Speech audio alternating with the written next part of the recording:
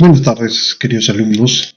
El día de hoy vamos a hablar sobre acumulaciones que se dan dentro de la célula, el proceso de calcificación y finalmente el envejecimiento celular.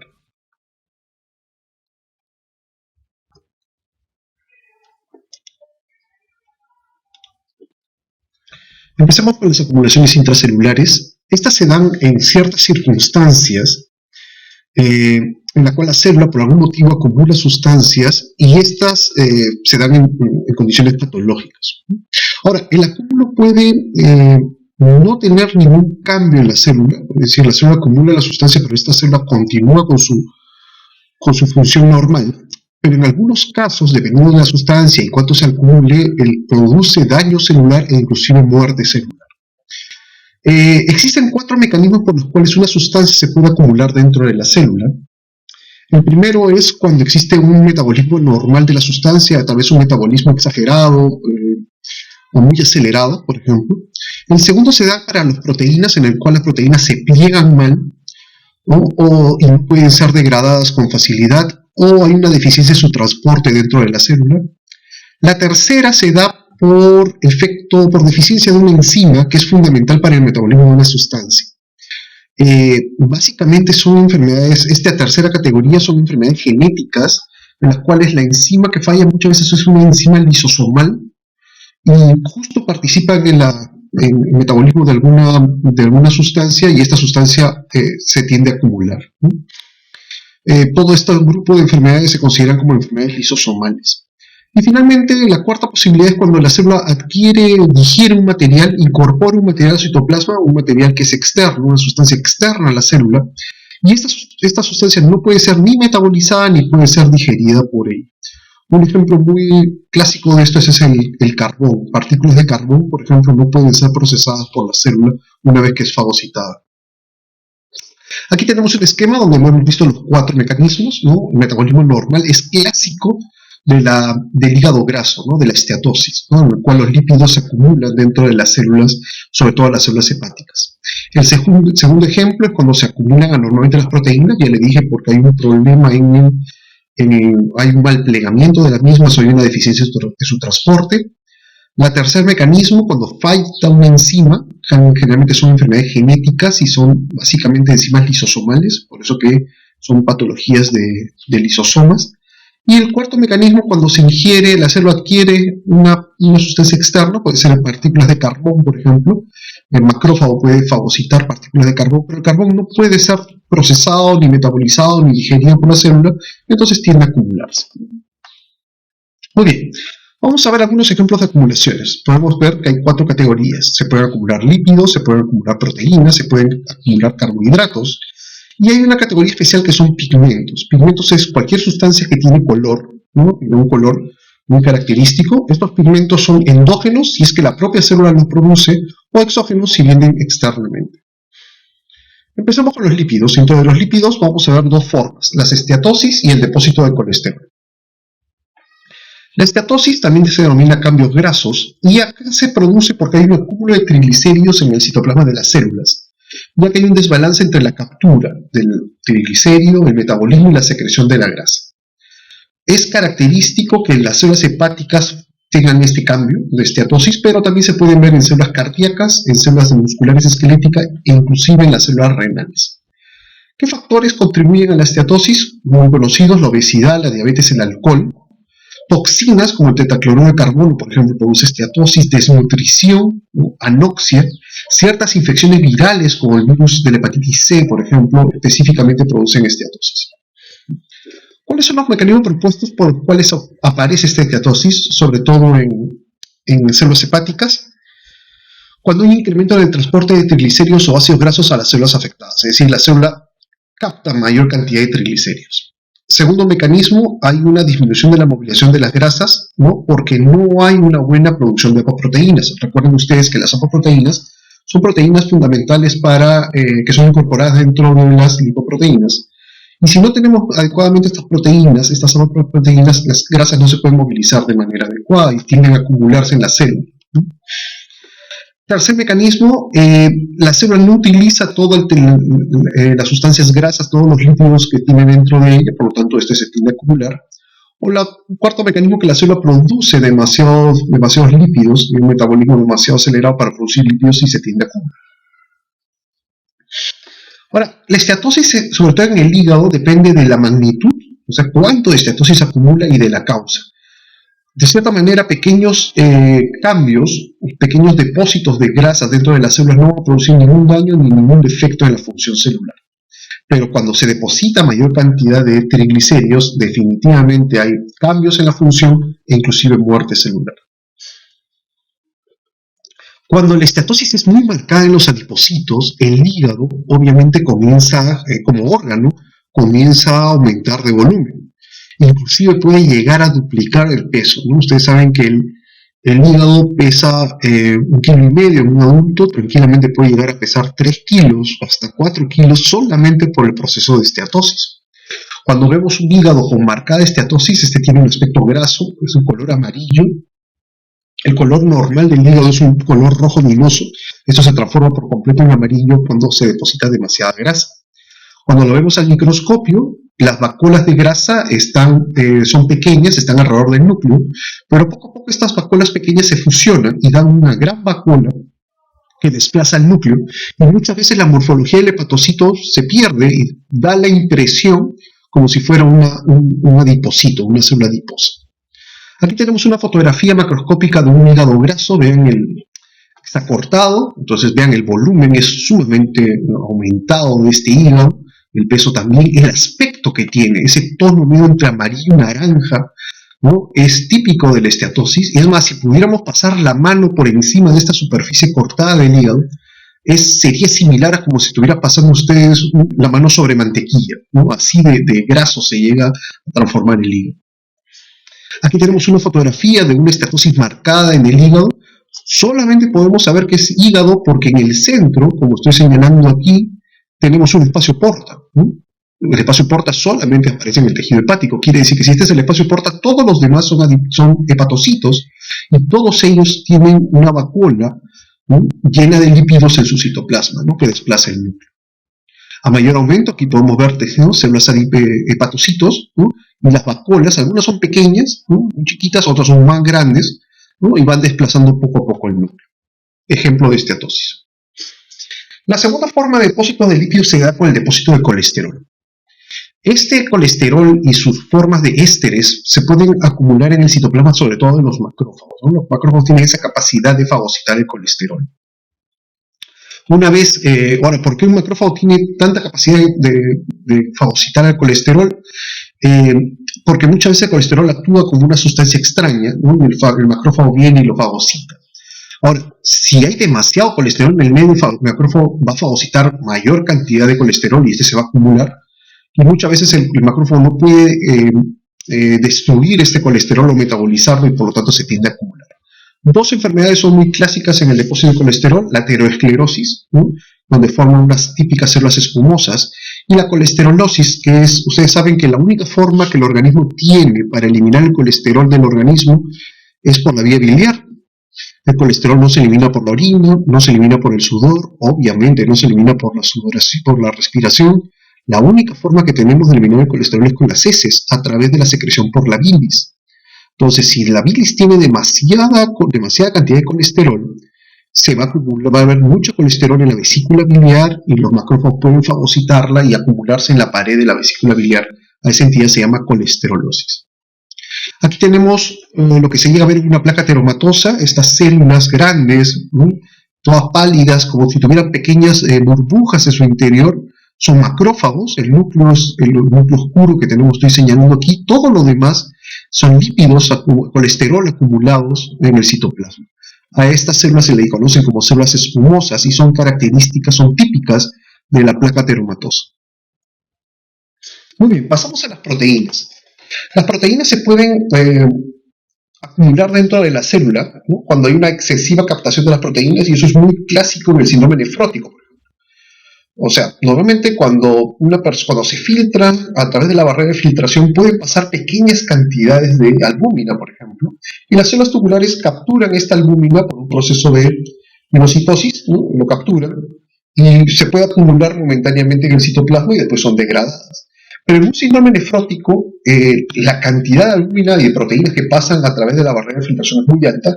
Las células tubulares proximales van a tratar de hacer pinocitosis de la mayor cantidad y obviamente se van a acumular estas proteínas en estas células del túbulo contorneo proximal. Otra causa que podemos ver un depósito de proteínas se da cuando hay un inadecuado metabolismo de las proteínas o cuando hay un transporte intracelular incrementado. Ejemplo de esto, en hepatitis alcohólica, por ejemplo, una persona que tiene un daño por el alcohol, aparecen dentro del hepatocito una estructura que se llama cuerpos de Mallory. Los cuerpos de Mallory vienen a ser el acúmulo de proteínas de filamentos intermedios que se tienden a acumular en el citoplasma y es muy característico de verlas en la hepatitis alcohólica. Igual, los cuerpos de Russell vienen a ser un exceso de inmunoglobulinas que se depositan, que se acumulan en el citoplasma de las células plasmáticas. Vamos a ver algunas fotos de ellas.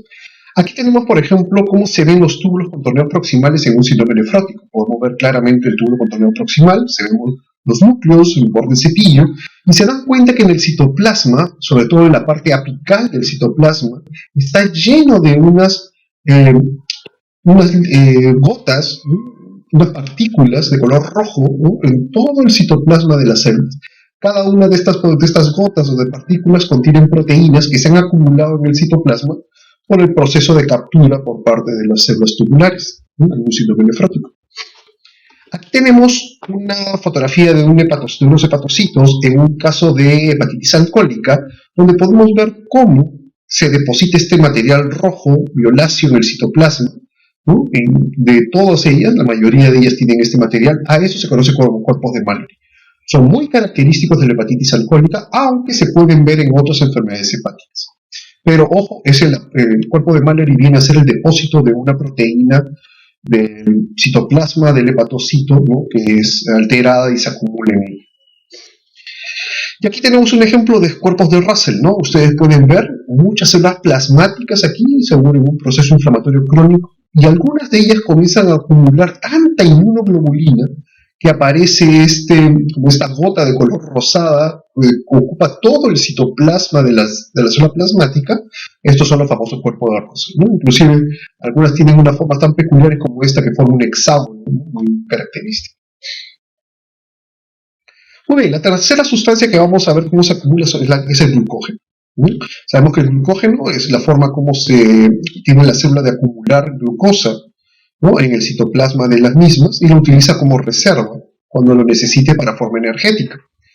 ¿En qué caso se acumula demasiado glucógeno? Básicamente cuando tenemos enfermedades enzimáticas, deficiencias enzimáticas, ¿no? Y a este grupo de enfermedades donde hay deficiencias enzimáticas que tienen que ver con la síntesis o la degradación del glucógeno, se conoce como glucogenosis. Existen varias formas de glucogenosis, depende de la enzima que falle. Sin embargo, dentro de las rarezas que son este grupo de enfermedades, las más comunes, está, por ejemplo, la deficiencia de glucosa 6-fosfatasa, que se conoce como la enfermedad de von Wierck, que afecta el hígado y el riñón. Otra enfermedad es la deficiencia de fosforilasa muscular, que se conoce como enfermedad de McArdle. Y lo último es la deficiencia de una glucosidasa lisosomal, que es la enfermedad de Pompe, que básicamente afecta varios tipos de tejidos, ¿no? Aquí tenemos algunos mecanismos, por ejemplo, en la forma, esto es lo normal, ¿no es cierto? Cuando tenemos glucosa, esta glucosa es captada por el hepatocito, cuando en el hígado el exceso se almacena como glucógeno, cuando es necesario el glucógeno es degradado, se forma glucosa, la glucosa debe salir a la sangre y esto es capturado por varios tejidos. La glucosa en el músculo, por ejemplo, es necesaria para hacer glucólisis, ¿no?, para generar energía, y el músculo también tiene una forma de acumular glucosa bajo la forma de glucógeno. ¿Qué es lo que ocurre en la enfermedad de von Wierck? En la enfermedad de von Wierck tenemos una deficiencia de enzima que hace imposible pasar de glucosa 6-fosfato a glucosa libre, ¿no?, que es la forma como la glucosa debe salir hacia la sangre. Al quedarse como glucosa 6-fosfato, no puede salir de la célula, entonces no le queda más camino otra vez que acumularse bajo la forma de glucógeno, y el glucógeno se acumula. Obviamente, la baja de glucosa en la sangre trae una serie de consecuencias importantes. Como el glucógeno se almacena en el hígado y en otros órganos como el riñón, estos órganos comienzan a aumentar de volumen. Otra forma de glucogenosis es lo que ponemos en el caso de la deficiencia de la fosforilasa en la enfermedad de McArdle, ¿no? Aquí lo que ocurre es que no hay forma de pasar la glucosa para entrar al hacer glicólisis, y la vía glicolítica y los hace la vía del ciclo de Krebs, ¿no? Porque no existe el primer paso. Y obviamente la célula muscular no tiene la fuente de energía para poder hacer la contracción muscular, y por lo tanto hay un grado de deficiencia, una enfermedad muscular importante. Son dos ejemplos de glucogenosis. Aquí tenemos una fotografía de un hígado en caso de una enfermedad de Mongeuk. El glucógeno almacenado hace que el citoplasma de los hepatocitos adquiera una coloración pálida, muy pálida, que con coloraciones especiales podemos demostrar que lo que se está acumulando aquí, que da ese aspecto pálido, es glucógeno, que es característico de esta enfermedad. Muy bien, vamos a pasar a las enfermedades de los pigmentos, la zona de los pigmentos. Hemos dicho que los pigmentos son sustancias coloreadas que se encuentran en los seres vivos, o sea, pigmentos endógenos, o pueden estar en el medio ambiente y de ahí pueden ingresar al organismo. Ingresan como bajo la forma de contaminantes o como artefactos, ¿no? La división es endógenos, son constituyentes normales de la célula y de los tejidos, por ejemplos, melanina, por ejemplo, que es la coloración de la piel, porfirinas, en el metabolismo del grupo hemo, hemoglobinas, hemosiderina, lipofucsina, son ejemplos de pigmentos endógenos. Después vamos a describir cada uno de ellos. Y como pigmentos exógenos tenemos pigmentos antracóticos, ¿no? Que es el carbón, polvo mineral, el hierro, el plomo, la plata se puede acumular, ¿no? O el pigmento que se ve en los tatuajes, por ejemplo, ¿no? El tatuaje a la larga viene a ser el acúmulo de un pigmento, ¿no? Exógeno debajo de la piel. Vamos a hablar de algunos pigmentos más importantes. La melanina es un pigmento marrón negruzco que es producida por los melanocitos a partir de un aminoácido que es la tirosina. La función de la melanina, ustedes ya saben, es la función de fotoprotección de los rayos ultravioletas. Un aumento de la melanina en la piel se puede ver por exposición continua a la luz del sol, el aspecto de bronceado, aunque depende mucho del tipo de piel que cada uno tenga, ¿no? Hay personas que rara vez se pueden llegar a broncear, ¿no? Otros casos en los cuales se puede producir un aumento de melanina se ven en algunas enfermedades, algunas endocrinológicas, como la enfermedad de Addison, que es muy característica, ¿no? Obviamente, el aumento de melanina también se puede ver en neoplasia de los melanocitos, como los nemus benignos, los famosos lunares, o en las formas malignas, como el melanoma maligno. Muchos de ellos tienen una coloración negra por el exceso de melanina que llegan a depositar. Aquí tenemos una fotografía, una microfotografía de una epidermis normal, donde podemos ver cómo la melanina está depositada en la capa basal. Recuerden que si bien la melanina es producida por el melanocito, esta melanina pasa por transferencia a los queratinocitos basales y toda la capa basal queda cubierta de este pigmento. En casos patológicos como el melanoma, ¿no? La zona, todo el aspecto, el color que tiene el melanoma es por el exceso de melanina, ¿no? Y podemos tener melanomas que son sumamente negros o áreas negras, como la que estoy mostrando, con un exceso de pigmento. Recuerden también que existe un pequeño porcentaje de melanomas que no producen melanina y no le va a dar este color, inclusive el color es medio rosado o a veces hasta blanco. A estos melanomas, que son raros felizmente, se considera como melanomas amelanóticos. Significa que no producen melanina y a veces se demoran en diagnosticarlos. Aquí tenemos una fotografía de un melanoma, las células malignas transformadas, monstruosas, muy grandes, con dos núcleos prominentes, y muchas de ellas tienen ese pigmento marrón, ¿no? Acumulado en su citoplasma. Otro pigmento es la hemosiderina, ¿no? Ustedes saben que el hierro es fundamental en el ser humano, ¿no? Y está presente en los tejidos bajo dos formas, ¿no? Se almacena bajo la forma de ferritina, ¿no?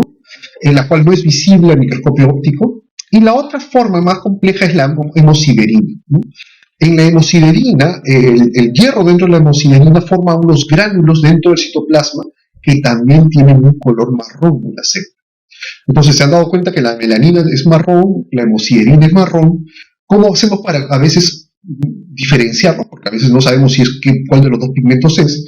Afortunadamente hay algunas coloraciones que permiten identificar el pigmento, ¿no? Y lo más fácil es identificar el hierro, y es que la hemosiderina se colorea de color azul fuerte, ¿no? Con una coloración que se llama azul de Prusia, ¿no? Ahora vamos a ver unas fotografías. Existe una enfermedad, una entidad en la cual se llama hemosiderosis, en la cual hay una acumulación local de hemosiderina, ¿no? Obviamente esta hemosiderosis se ve en áreas cercanas a una hemorragia. Claro, cuando hemos tenido una hemorragia, por ejemplo, el tejido alrededor va a comenzar a acumular esta hemosiderina, ¿no? como parte de la degradación de la sangre que ha quedado. Se puede ver en los macrófagos alveolares en el pulmón en insuficiencia cardíaca, ya lo vamos a estudiar más adelante, o en caso de vaso cuando hay una congestión esplénica. Puede haber un exceso de hemosiderina en estos tejidos. Aquí lo tenemos, en una zona antigua de hemorragia podemos tener macrófagos que tienen este pigmento de color marrón, que a veces es un poco difícil de distinguirlo de la melanina, entonces pasamos a nuestra coloración especial, con la coloración de azul de Prusia. Si esto es hemosiderina, se va a teñir de ese color, azul, bien intenso. Si fuera melanina, esta coloración no se va a dar, ¿no? La melanina queda de color marrón, con la coloración de azul de Prusia. Es una forma muy útil de distinguirlos. Otro pigmento es la bilirrubina, ¿no? Es un pigmento amarillento que viene del metabolismo del núcleo hemo, ¿no? Obviamente no contiene hierro, el cual el hierro fue separado ya en las células del retículo endoplasmático, del sistema reticular, de los macrófagos. La bilirrubina deriva del anillo de porfirina del grupo E, de la hemoglobina, ¿no? Y obviamente es el producto de la destrucción de los glóbulos rojos por las células del sistema reticulo endotelial.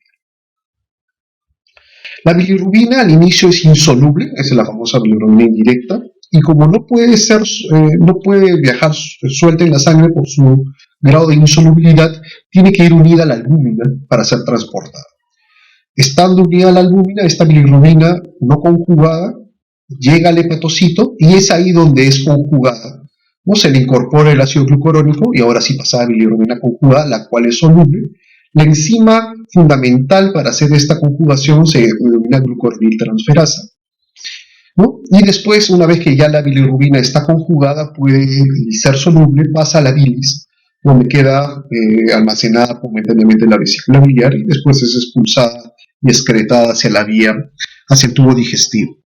Algunas enfermedades pueden ser que tengan una alteración de esta enzima glucoroniltransferasa, ¿no? Por ejemplo, la enfermedad de Gilbert, la enzima está reducida en número, entonces es difícil a la persona poder pasar de bilirrubina no conjugada a conjugada.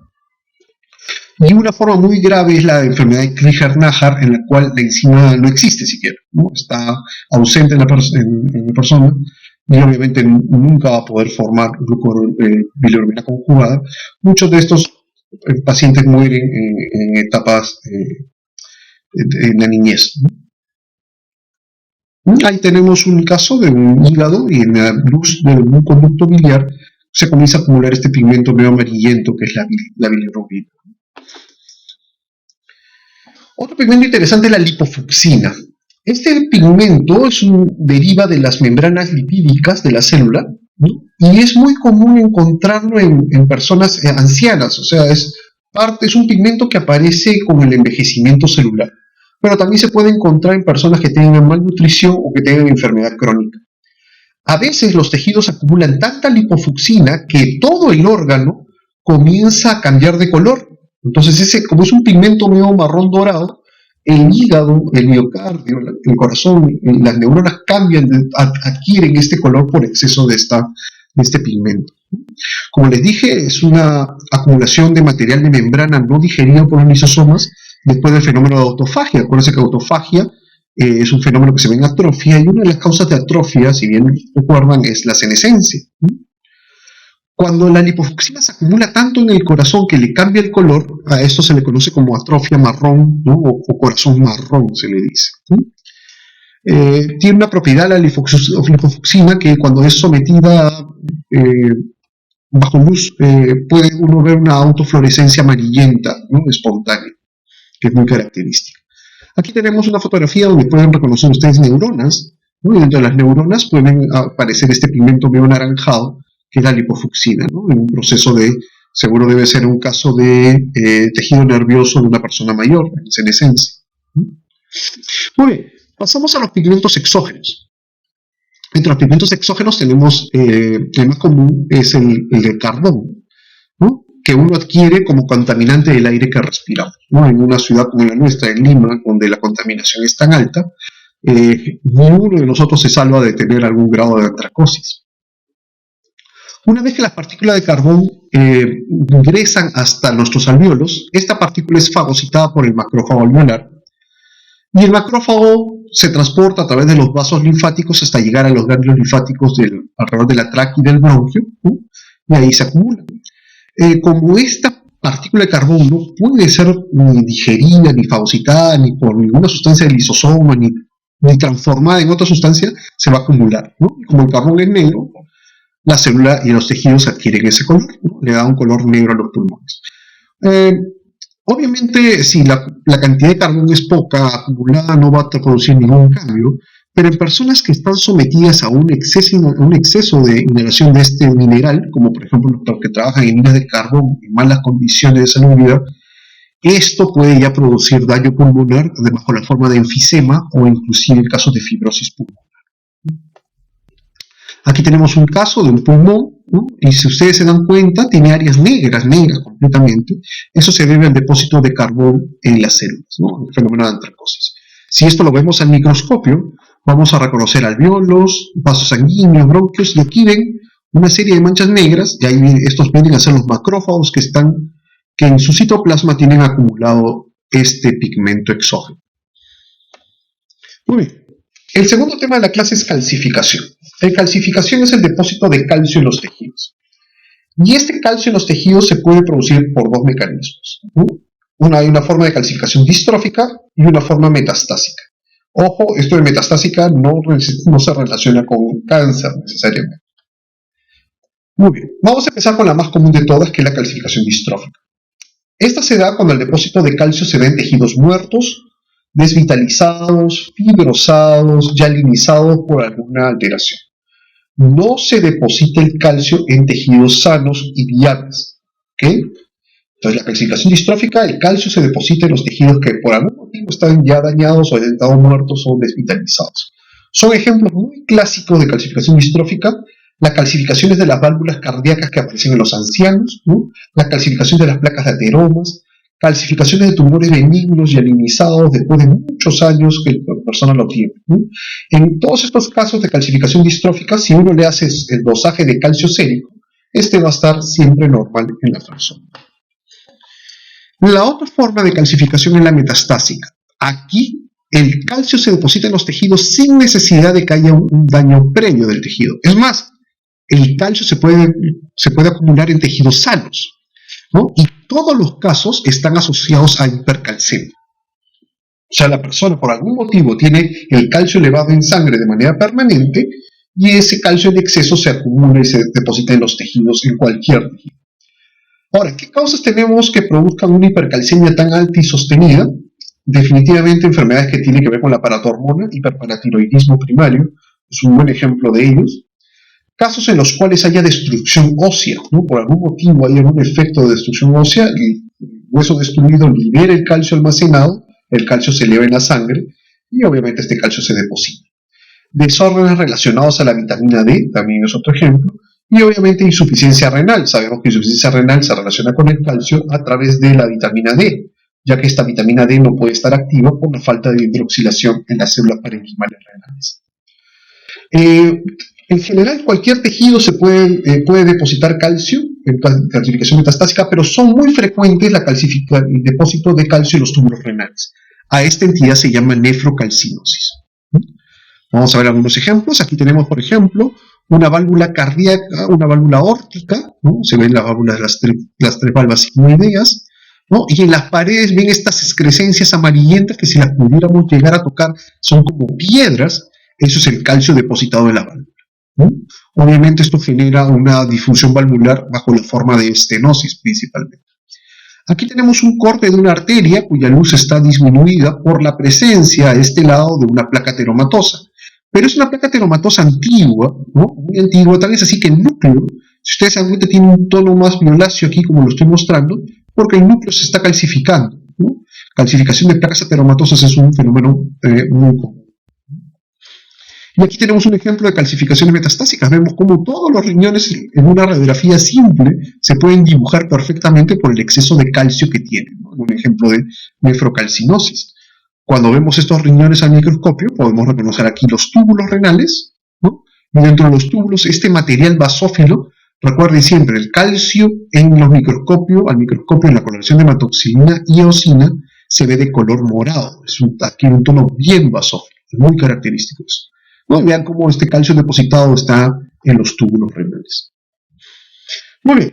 El tercer tema de la clase es hablar sobre envejecimiento celular. El envejecimiento celular es algo inevitable. En algún momento todas nuestras células van a pasar a una fase de envejecimiento. Y para esto se involucra una serie de genes. Hay una serie de genes relacionados, ciertas vías de señalización bien establecidas para el proceso de envejecimiento. Ahora, ¿cuáles son los mecanismos por los cuales se produce el envejecimiento celular?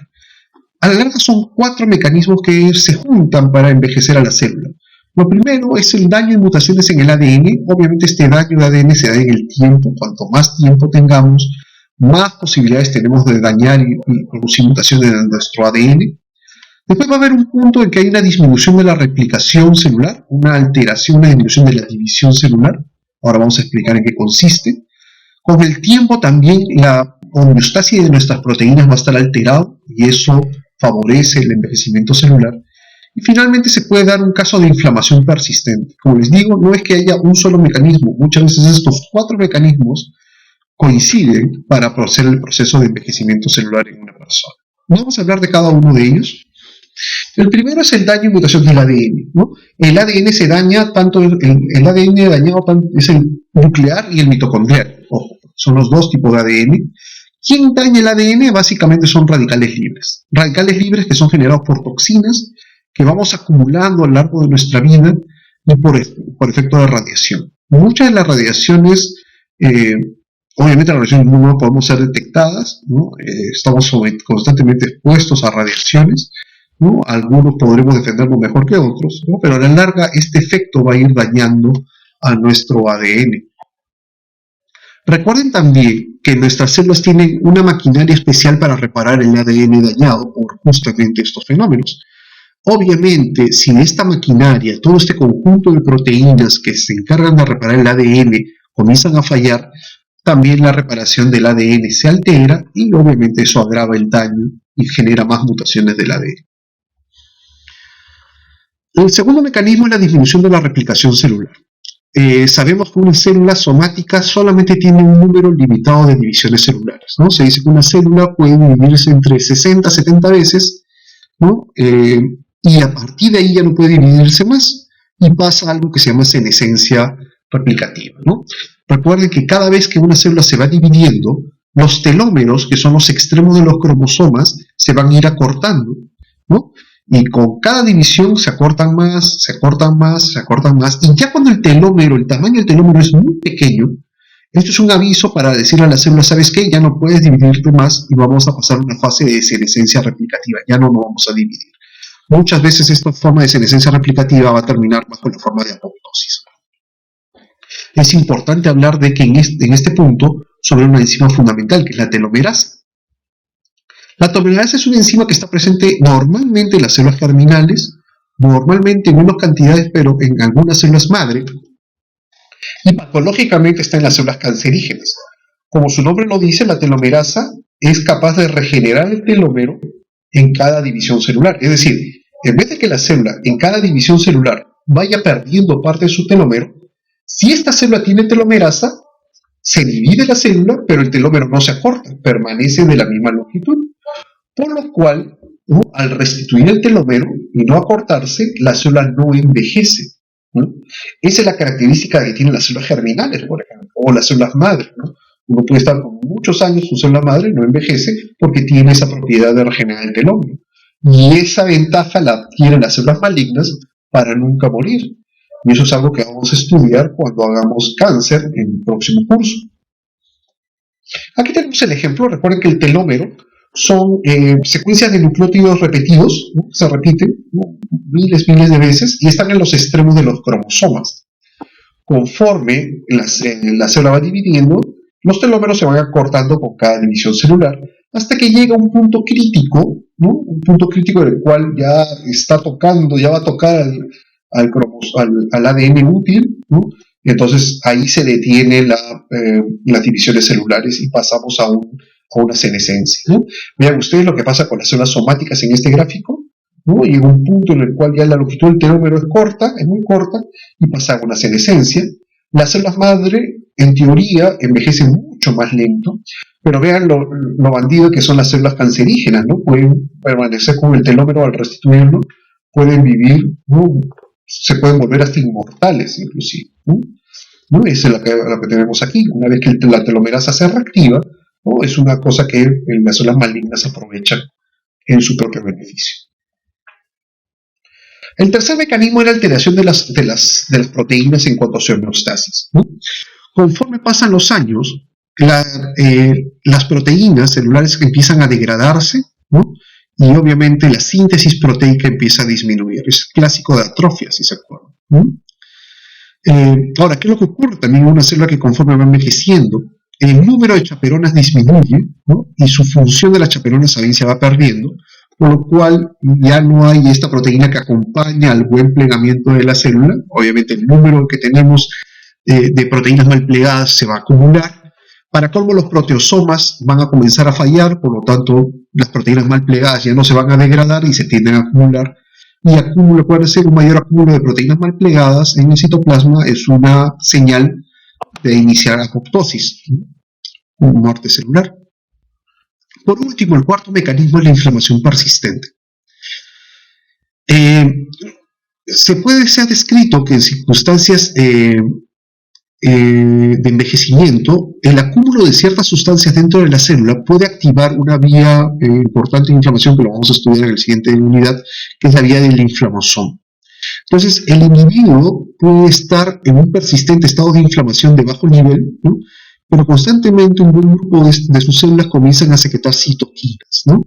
Esto puede favorecer la activación de enfermedades crónicas y agravar enfermedades como aterosclerosis y diabetes, ¿no? Y el exceso de citoquinas producidas en esta condición puede afectar aún más las células, ¿no? Las otras células del organismo. Todo esto agrava el buen funcionamiento del organismo, ¿no? Al final, tenemos estas tres rutas, ¿no es cierto? Alteración del ADN con mutaciones y daño a través de las radicales libres, acortamiento del telómero, por lo cual hace una disminución de la replicación celular, y una homeostasis anormal de las proteínas, con una pérdida de estas proteínas. Todo eso complica para el envejecimiento celular. Sin embargo, también hay algo que puede ir en contra del envejecimiento celular, no revertirlo, pero tal vez enlentecerlo. Y una de las cosas que más llama la atención es la restricción calórica. Al parecer, la restricción calórica tiene un efecto positivo en la célula, ya que puede ser capaz de enlentecer el proceso de envejecimiento, ¿no? Esto se ha demostrado de manera experimental en todas las especies donde se ha estudiado este fenómeno, y se ha visto que desde las moscas hasta los ratones, cuando se es sometido a restricción calórica, estas especies viven más que aquellas que contienen mayor ingesta calórica. Al parecer, el mecanismo es inhibir a la insulina y a los factores de crecimiento similares a la insulina, ¿no? Lo cual, al borrar o al disminuir las señales que produce este receptor en las células, eso hace que haya una menor tasa de crecimiento celular y un menor metabolismo celular, por lo tanto la célula no está creciendo ni dividiéndose constantemente. Eso inclusive beneficia la reparación del ADN, mejora la homeostasis proteica e inclusive mejora la inmunidad. Todo esto sería beneficioso para el organismo, alargando su vida, ¿no? Eso es lo que vemos en el cuadro de aquí, ¿no? La restricción calórica disminuye las señales mediadas por insulina o el factor de crecimiento similar a la insulina, a través también de la vía del emetor, ¿no? Y eso favorece la reparación del ADN, favorece la homeostasis proteica, favorece la inmunidad, y estos mecanismos como que contraactúan contra el proceso de envejecimiento, ¿no? Sería una vía para frenar, ¿no?, el envejecimiento celular. Así que ya saben, muchachos, tienen que comer menos para que puedan vivir más. Muy bien, y con eso hemos terminado la clase de hoy. Muchas gracias por su atención.